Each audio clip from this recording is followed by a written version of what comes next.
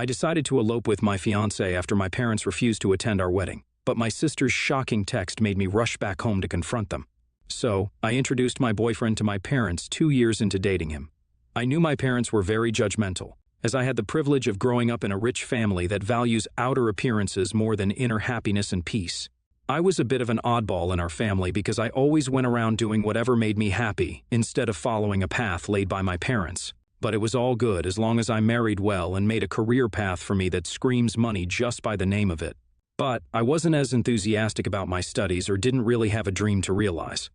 I went to business school and always planned on taking up a job at my dad's real estate firm, and that's exactly what I ended up doing. But the thing is, I ended up falling in love with this guy I met at a friend's party. It was after our graduation and he came to pick her up.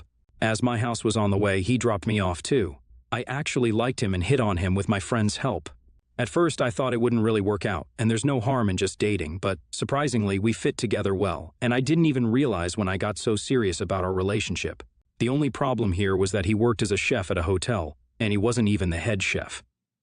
So, I knew my dad was going to judge him super hard when I introduced him, and that's exactly what happened. In front of him, my dad pretended to be happy and like he liked him.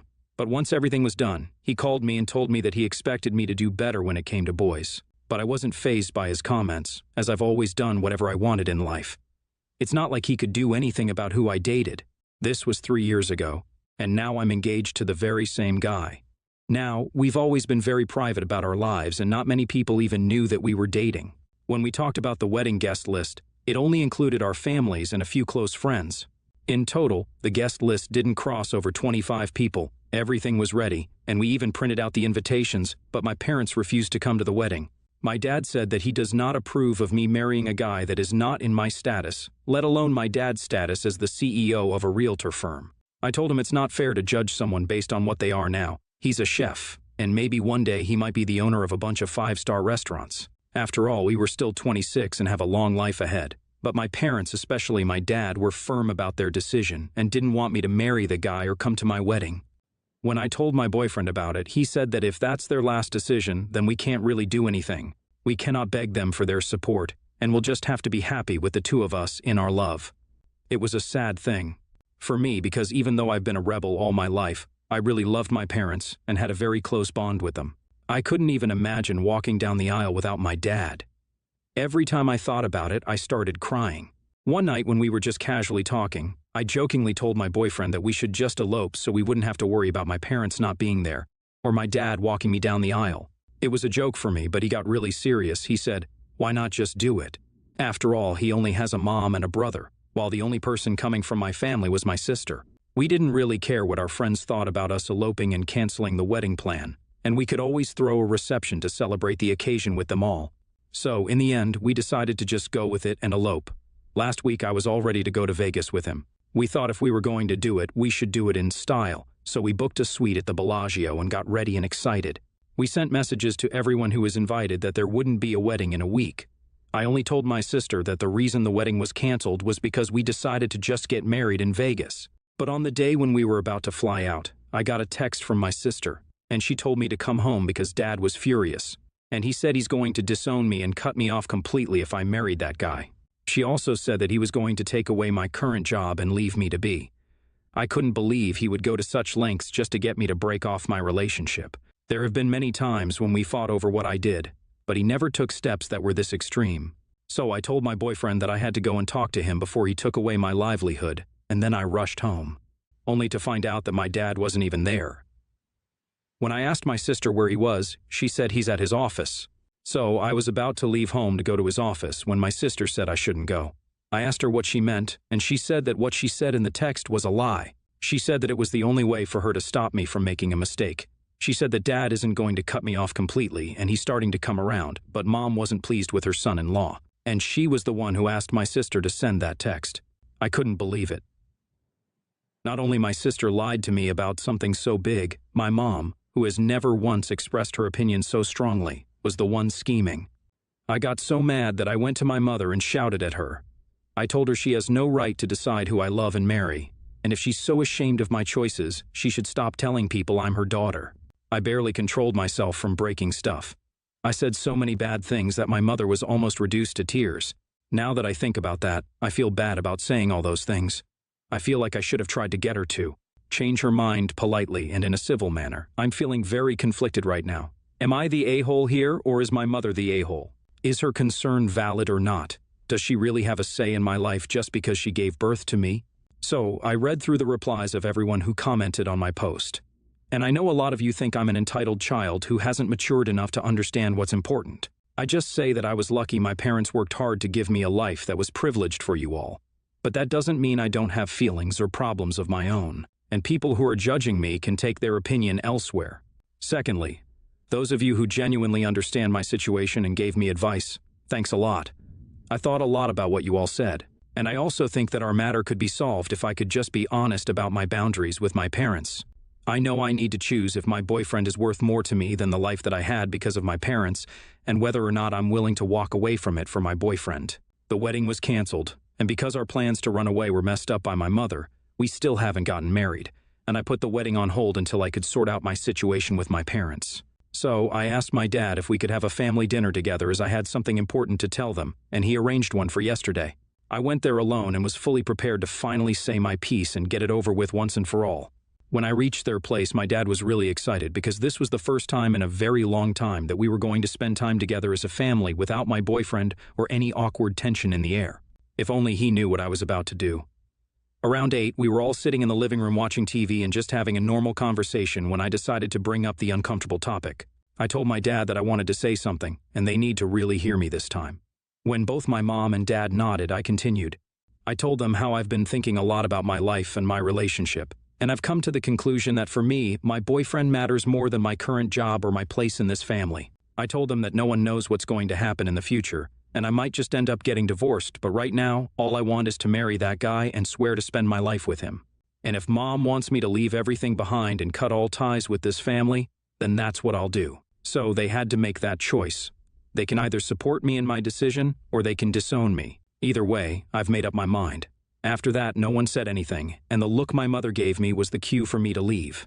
I told them I'd call in a week to ask them if their minds have changed. I hope that they'll see how serious I am about my current relationship and not take it as a joke anymore. But I also meant it when I said I'll be okay with giving up my current job and my inheritance. I got a call from my dad today. It's not even the weekend, so I was really surprised he called me so soon. He got straight to the point and told me that he loves me more than anything, and there's no need for me to be all dramatic and give out ultimatums just to get my way. He said that if that guy is my choice, then he'd support me. He did say that Mom is still against me, but he'll try to convince her, and there's no need for me to worry about them anymore.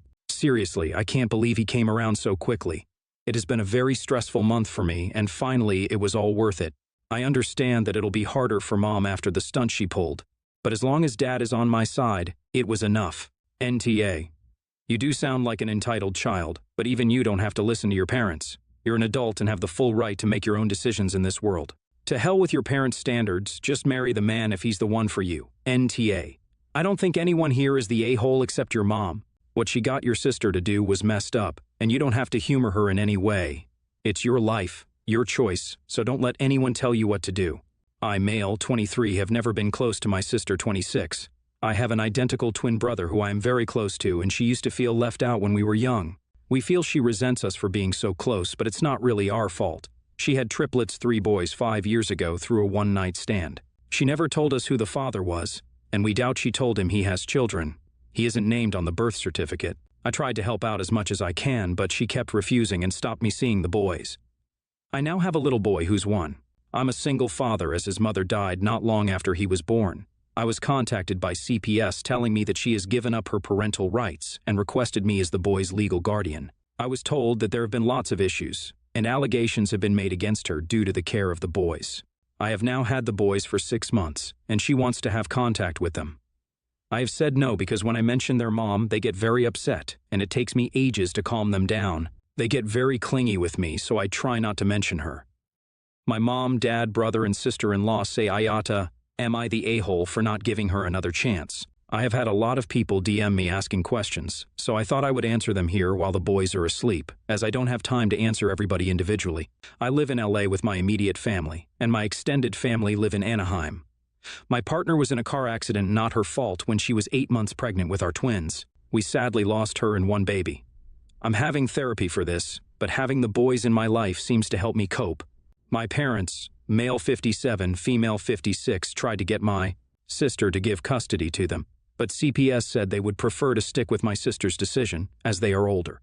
I have no idea who the triplets' father is, and to be honest, I don't think she does. He is not on the birth certificate, and she won't even tell us any possibilities, so I can't try and contact him. I probably wouldn't though, to be honest, as I'm not sure that the boys need someone else that they don't know coming into their lives at this moment. I may be wrong with that, so don't judge me. My sister is going to be prosecuted from what evidence they have of child abuse. I try not to get too involved with the cases. I need to focus on the boys. Everyone who looks after all of the boys knows that she can't have contact and to call 921-1 if she tries. Thank you for all your support. NTA. Go with what your immediate family is saying.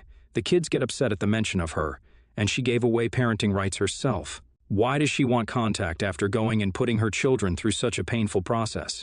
Did she want only the easy part of being a mom and expect other people to deal with the hard parts? BTW, props for accepting her children with you, especially at such a young age. I'm sure you'll be able to give them the love that every child deserves. NTA. You have to do what's best for the kids, and clearly even the force of being around her is terrifying to them. There might be some point in the future when her seeing them could be something you'd want to facilitate, for example, if they are teenagers and want to. And she has some stability in her life, but it sounds like it would be quite harmful to them at the moment. NTA. Protect those kids and do what is best for them. She does not deserve a place in their life if she is not a safe person to them. She doesn't get to traumatize them further just because she birthed them. Stand your ground. I, 29 female, have been married to my husband, 29, for 2 years. He has a 7-year-old daughter from a previous relationship, and we also have an 11-month-old daughter together. My husband and his ex aren't on good terms because she's very controlling and a bit crazy. I therefore have never had contact with her. I've never spoken to her and don't have her contact info. Everything regarding his daughter goes through email or his attorney. I'm Afro-Caribbean. My husband and his daughter are white. I often braid my 11-month-old's hair with beads on the end of her hair. My stepdaughter had been constantly asking if she could have the same hairstyles as her sister. I told her no every time, but last Thursday, she told me she wanted beads like her sister so they could be real sisters. It really touched my heart, and I didn't want her to feel left out. I braided 2 front pieces of her hair. She's beaming with joy. It made her absolutely ecstatic to finally have her sister's hairstyle. I wanted to take the braids out before she went back to her mom, but she refused and became very upset. My husband told me it was okay, and her mother will take it out. Her mother was not okay with me braiding her hair, and we received an angry email from her. In the email, she wrote that she had to cut off her hair because she couldn't take the beads out. She also threatened to call CPS on us and take full custody. I feel really guilty for braiding her hair. Her mother cut her hair, and it's my fault. I should have never braided her hair without her mom's permission. She probably doesn't know how to take out these type of hairstyles, and I should have known that. On the other hand, I couldn't force her to take them out. It of course also would have sucked if I took out the braids against her will. I feel really sorry for her and my husband. They absolutely don't deserve to go through this again. ATA, NTA.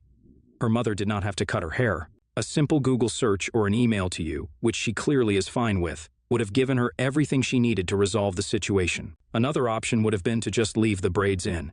She's creating drama where there doesn't need to be any because of her bruised ego. I feel very bad for your stepdaughter that her mother can't see past her own feelings for the good of her child. NTA. She cut her child's hair because she wanted to fight with her ex-husband and her husband's new partner. Even if the braids were hard to take off, does she live like a cave person that she has no access to the internet? Could she not have called you to ask, or could she not have called her child's father to ask? This person is someone who uses her child as a tool to make her ex-husband's life miserable simply because she is no longer in his life. Let her call CPS.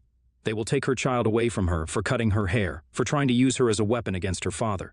She is bluffing. A good parent cares about their child. She is talking with her ego as a woman because she no longer has this man in her life. Don't think too much about it. Talk to your husband, and if necessary, get a good lawyer. Your stepdaughter was vocal enough to ask for braids. She can say what happened. Also, there is no doubt her mother is telling her your child is not her real sibling. Assure her that they are real sisters. Would there be a possible racist undertone to this as well? Just make sure that she is okay and really give her love. And communicate a lot with your husband about this because you never know with people that are bitter about things they cannot have. This has nothing to do with you or the child. It has more to do with her and her ex-husband. NTA. You were bonding with your stepdaughter as well as helping her bond with her 11-month sister, too. The stepdaughter chose and asked for the braid, and equally, the ex could have reached out to you through email and asked how to take it out or, Googled it, rather than going to such drastic measures. It seems like she has just kicked off for the sake of causing drama, Emo.